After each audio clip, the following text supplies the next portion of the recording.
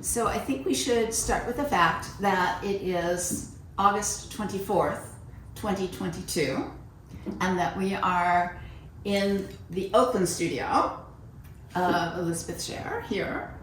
And the first things that I think you're going to talk about are works on paper that you do and some of the materials and process that you use in this work. Yes. So I started a series during lockdown of words that were running through my head. And I started doing them mostly on handmade paper.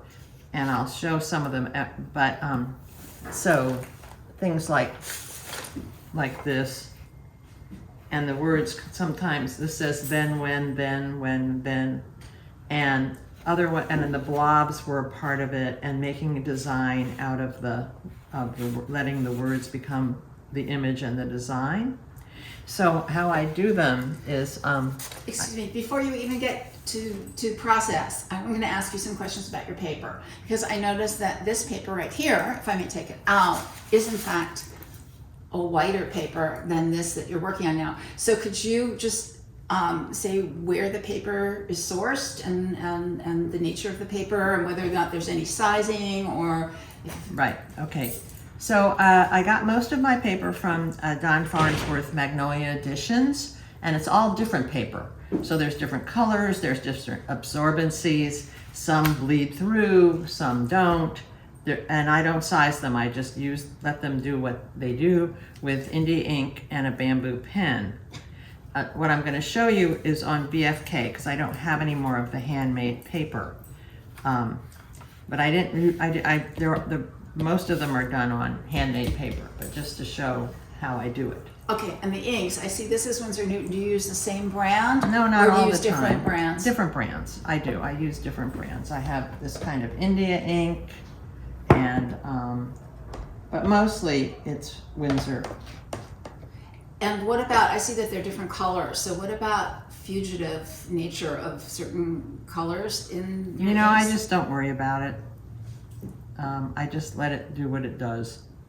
Okay. Yeah, some colors are more fugitive than others, of course. Well, I see red there, so that's why I'm asking Red. right away. I know. Now, this is the brightest, most fugitive, the red. This is Indian red, so I use that, and sepia and blue and green. Yeah. So, I'm not going to put them out in the sun. No, but you might have a collector who hasn't been forewarned and has light exposure to the west here in California coming in. Absolutely. I have someone who owns one of my paintings, and I told them not to hang it in the sun, and all of the alizarin is gone. Acrylic. So I warned them, and they're like, we like it. Okay. So I measure off, to give me a hint about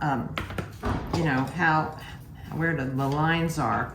So this will be 1.5 inches, just as a guide, and then I can erase that later.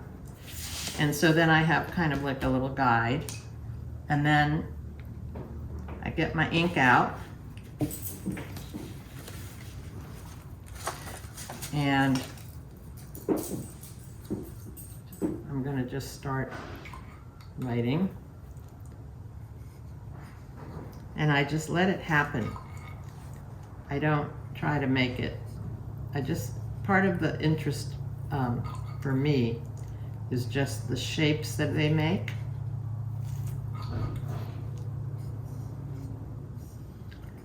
And what happens. Some of the paper's really harder to draw on. Like here's a piece of another kind of paper, of the handmade kind, and it makes a completely different kind of mark.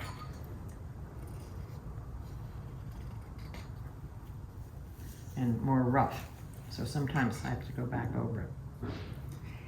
I have a question concerning conservation and light fastness. So do you let anyone who acquires work done with these inks know that you have no qualms about color restitution? I'm thinking now of, for instance, when Wright went to Japan and bought old Japanese prints and then went in and colored and intensified color and totally ruined them all because he thought that they would be brighter and more attractive that way. So do you have a directive? Have you expressed this, that it's okay for the work and the colors to be fugitive and not to try and make any attempts at restoration of color? No one's ever asked me that. I wouldn't restore them. That's why we're doing this video. Good. Okay. Just so that it's clear and everyone knows that that's the artist's intention. Yeah. I mean, Good. I would tell people with any work not to put it in direct sun, but some people don't care. So that's kind of how it looks. Yeah. And then kind of a finished one that's similar to this would be this.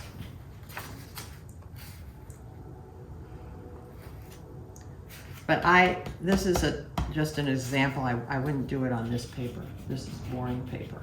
Part of it is the paper. So they look really different depending. And do you know whether these handmade papers are all cotton or whether there are other materials that Don has?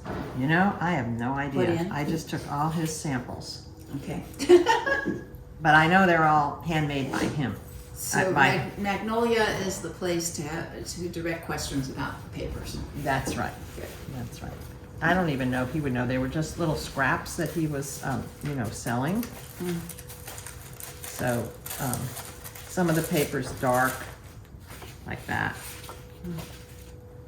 And it looks like it has a lot of mixed fibers in there. Yeah, a lot of them have fibers, which I like Yeah. a lot. Here's another one with different fibers, and here's a gray one. And here's a white one, like that. Mhm. Yeah, so he could know. Knowing Don, I think he probably has notes about what he was doing at different I'm points in sure. times I'm in terms of sure. the papers. I'm sure. So these were like a bunch of leftovers that he was selling, Mhm. and I figured he's pretty trustworthy. Of course. So I felt confident that he, would do that. So that's this work, and it's all going to be in an upcoming show.